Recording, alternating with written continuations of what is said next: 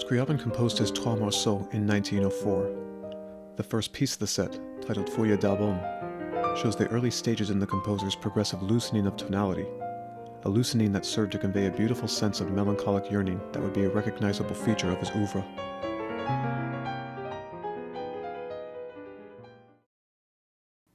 The piece opens with a somewhat elusive harmonic progression, moving from a tonic chord to a leading tone chord via a secondary half-diminished seventh, then terminating in an imperfect authentic cadence.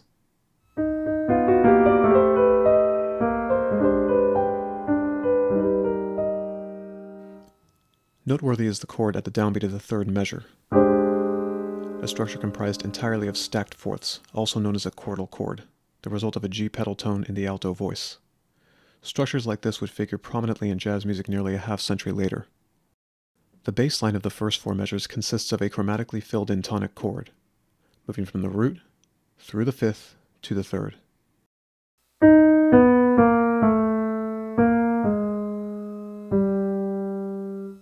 This figure connects with the opening melodic figuration, which rises from the root to the third via the passing tone F and the chromatic passing tone F sharp. Likewise, the motion from 1 to 3 and back is featured in the high points of the repeating melodic motives of measures 2 through 4.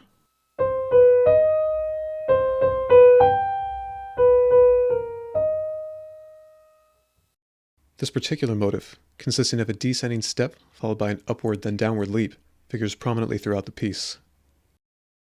The version of the motive we hear in measure 4 is of special significance. Here the downbeat appoggiatura moves from C-flat to B-flat, a unifying motion that occurs in measures 1, 9, and 21, in measure 4, in measure 16, and in the final four measures, 24 through 27.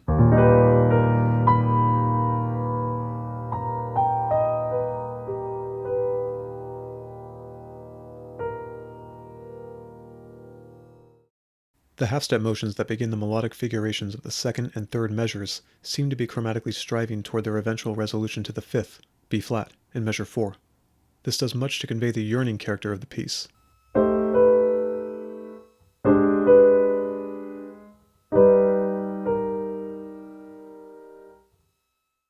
The next four measures, 5 through 8, continue and intensify the material heard in the first phrase, moving from a submediant through a secondary dominant, and terminating with the half cadence.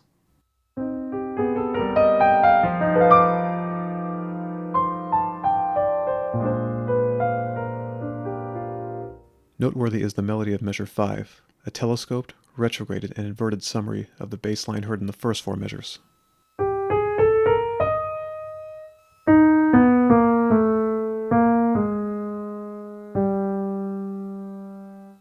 The chord on the second beat of measure 6, an F7 add 13 sharp 11, is one of the most colorful of the piece.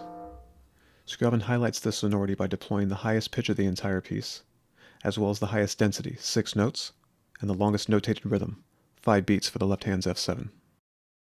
Also interesting is the composer's treatment of the motive from measure 2. The motivic variation in measures 6 and 7 intensify the previous form by expanding the upward leap to a major sixth, while filling in the downward leap with a series of 3 descending seconds. This is followed in measure 8 by returning to a register similar to that of measure 2, while also rhythmically contracting the motive by shortening the third note from a dotted quarter to an eighth note. Also significant is the final triplet of measure 8 into the E-flat of measure 9. These four notes are the free retrograde of the first measure's rising figure, a sign that Scriabin never entirely cast off the classical principle of balance in his work. Measures 9 through 16 extend and amplify the material heard in the first 8 measures, carrying the piece to its peak intensity.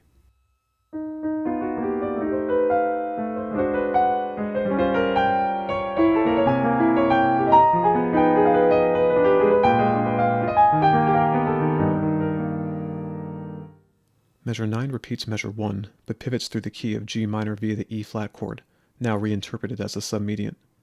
Measures 10 through 15 chain together a series of supertonic half-diminished sevenths to dominant flat ninth chords via a repeating harmonic sequence, touching upon the keys of G minor and F minor, before terminating in an authentic cadence at measure 16.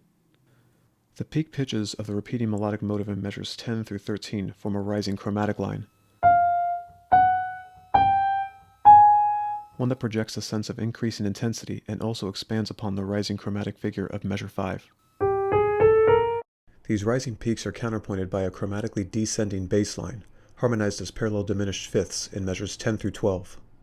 The bass line in measures 9 through 12 is a near verbatim repetition of the bass line from the first 4 measures, creating an important formal articulation. The melodic figure in measure 13 develops the motive from measure 2 through the addition of an incomplete lower chromatic neighbor between the D flat and B flat, and a grace note leading to the high A flat. Further, we encounter the first instance of a 3/2 polyrhythm at the downbeat of this measure, which the composer marks with a poco forte. These motivic, harmonic, rhythmic, and dynamic intensifications amalgamate to propel the short piece to its climax. The falling eighth note figure of measure 14 derives from the similar figure of measure 6 and 7.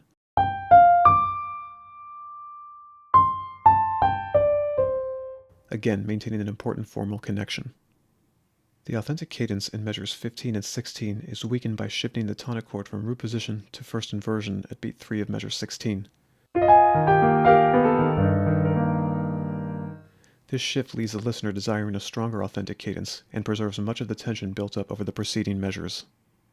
Measures 17 through 20 provide a 4-bar extension to the phrase from 9 through 16. Here, the final sequence dominant 7th flat 9 chord functions as a secondary dominant to the cadential 6/4 in measure 18, which proceeds to a half cadence in the home key of E flat at measure 20.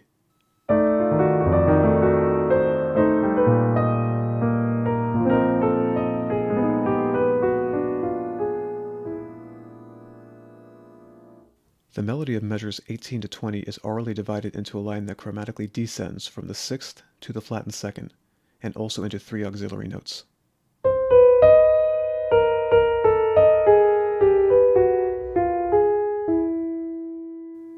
Measures 19 and 20 contain a hemiola that consists of a 3-fold repetition of the rhythmically compressed motive from measure 2.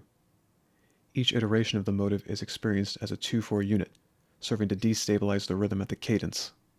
The cadential hemiola, combined with the descending chromatic line, create a strong sense of instability and tension as the listener anticipates a return to more stable material. In measure 21, a reprise of the opening measure, Scriabin omits the left hand's E flat on the downbeat, allowing the phrase to preserve some of the tension built up in measures 19 and 20.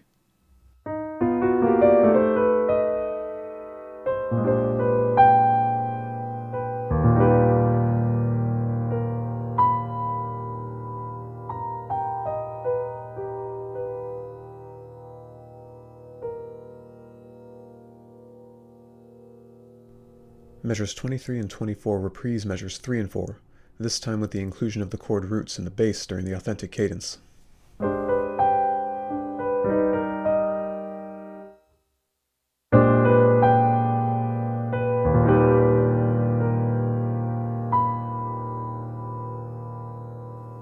These bass notes provide the strong resolution the listener has been anticipating throughout the piece. The codetta of measures 24 through 27 reprises the dramatic melodic arc of measure 6 through the downbeat of 8.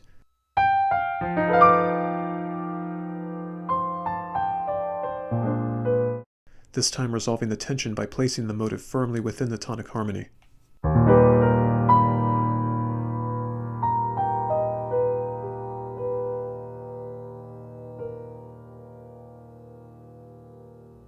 The piece closes with an evaporating echo of the C flat B flat motive that ran throughout. Thanks for watching. If you have suggestions for future analyses, please leave them in the comments below.